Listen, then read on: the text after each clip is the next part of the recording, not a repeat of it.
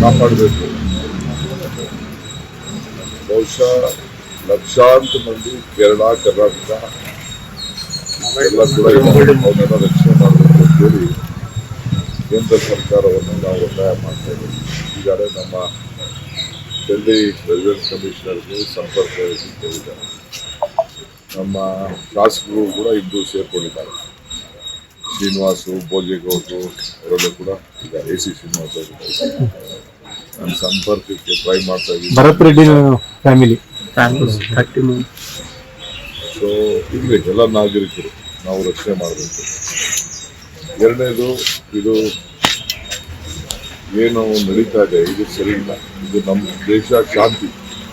ನಾವು ಯಾವಾಗಲೂ ಶಾಂತಿಗೆ, ತ್ಯಾಗಕ್ಕೆ ಗೌರವನ ಕೊಟ್ಕೊಂಡು ಬಂದಿದ್ದೀವಿ. ಇದಕ್ಕೆ ಇವತ್ತೇನು ಈ ದಾಳಿ ನಡೀತಾ ಇರೋದು, ಆ ಪುಟಾಡಿ ಮಕ್ಕಳು ಪಾಪ ಅವ್ರೇನು ಮಾಡೋದು ಮಕ್ಕಳು, ಆ ಮಕ್ಕಳು ಶಾಲೆ ಮೇಲೆ ಈ ರೀತಿ ದಾಳಿ ಮಾಡಿರೋದು ಇದು ಖಂಡನೀಯ.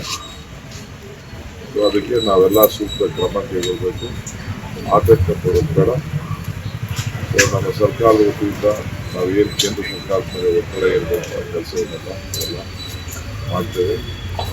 ನಮ್ಮ ಕನ್ನಡ ಸಂಘಟನೆಗಳಿದೆ, ಅವು ಕೂಡ ನಾವು ಇದರಿಂದಲೇ ಮದುವೆ ಮಾಡ್ತೇವೆ. ಇವರು ಕೂಡ ಎಲ್ಲ ಸೇರಿ ಆತ್ಮಧೈರ್ಯ ತುಂಬುವಂಥ ಕೆಲಸಗಳನ್ನ ಮಾಡಿ. ಯಾಕೆಂದರೆ ವಿಪರೀತ ಫೋನ್ ಕಾಲ್ಸ್ ಬರ್ತಾ ಇದೆ.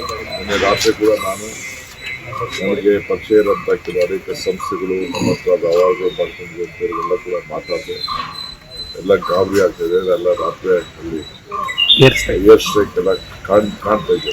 ಸೌದಿದಲ್ಲಿ ಮಿಸೈಲ್ಸ್ ಎಲ್ಲ ಓಡಾಡ್ತಾ ಇರೋದೆಲ್ಲ ಕಾಣ್ತಾ ಇದೆ. ಸೊ ಸ್ವಲ್ಪ ಗಾಬರಿ ಆಗಿದ್ದಾರೆ. ಸೊ ಪಕ್ಕದಲ್ಲೇ ಇದೆ, ಮಧ್ಯ ಒಂದು ಸೂಯಿಸ್ ಕ್ಯಾನಲ್ ಮಾತ್ರ ಇದೆ.